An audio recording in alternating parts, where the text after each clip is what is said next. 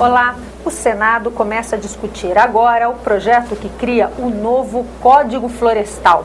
O Senado já anunciou, pelo menos a bancada governista, o interesse de fazer modificações ao texto aprovado na Câmara dos Deputados. Para falar sobre isso, a gente recebe aqui no programa Argumento o senador Jorge Viana, que é um especialista no assunto, engenheiro florestal, ex-governador, que ficou conhecido como um governo da floresta. Senador, obrigada por conversar com a gente. Esse é um assunto que parece dividir definitivamente, de um lado, os representantes do agronegócio na casa, de outro, aqueles com um viés ambientalista. O senhor vê um caminho intermediário, um possível entendimento que agrade ambas as correntes, vamos dizer assim? Olha, essa é a minha esperança. Aliás, o Senado é a casa que isso pode ocorrer. Como é opinião, né? Todo mundo está tendo uma opinião sobre essa atualização do Código Florestal, o que eu acho muito bom. Mas, sinceramente, o debate ficou muito polarizado. De um lado, alguns se colocando exclusivamente como defensores do meio ambiente e fazendo um enfrentamento com aqueles outros que se colocam como defensores da agropecuária, do agronegócio.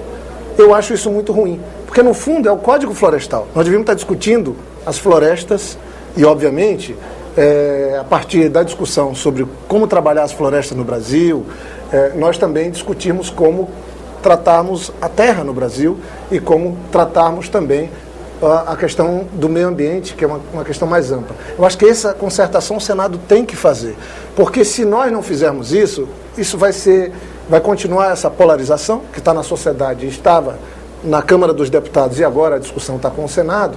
E eu acho que aí o meio ambiente sai perdendo. E se o meio ambiente perder, todos nós perdemos. O código atual é de 1965. Parece ser um consenso o fato de que o mundo mudou de lá para cá e com ele as leis. Mas esse código coloca na ilegalidade, segundo os representantes do agronegócio, grande parte dos produtores rurais brasileiros. É possível pensar um caminho de regularização dessas propriedades sem, de alguma forma, premiar aqueles que desmataram mais do que deviam? Eu acho que essa é uma das questões mais centrais que nós temos.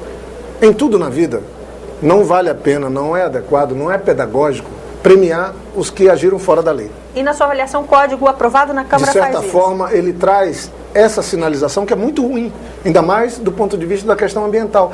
Só na discussão está tratando da possibilidade de flexibilizar, já houve um incremento de 475% do desmatamento em 2 meses, especialmente no Mato Grosso. Isso é muito ruim para o país, é antipedagógico.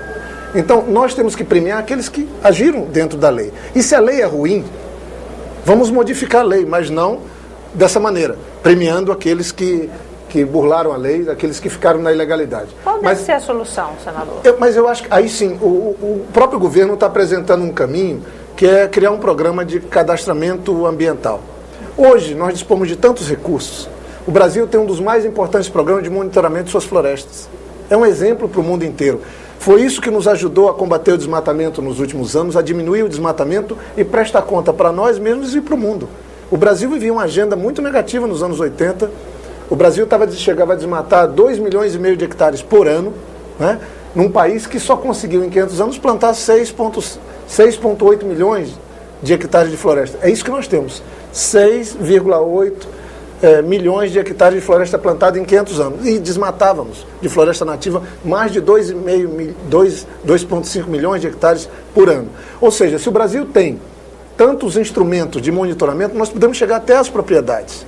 E, obviamente, tem situação de produtores que foram levados para a ilegalidade por conta até de programas de crédito, de incentivo do próprio governo.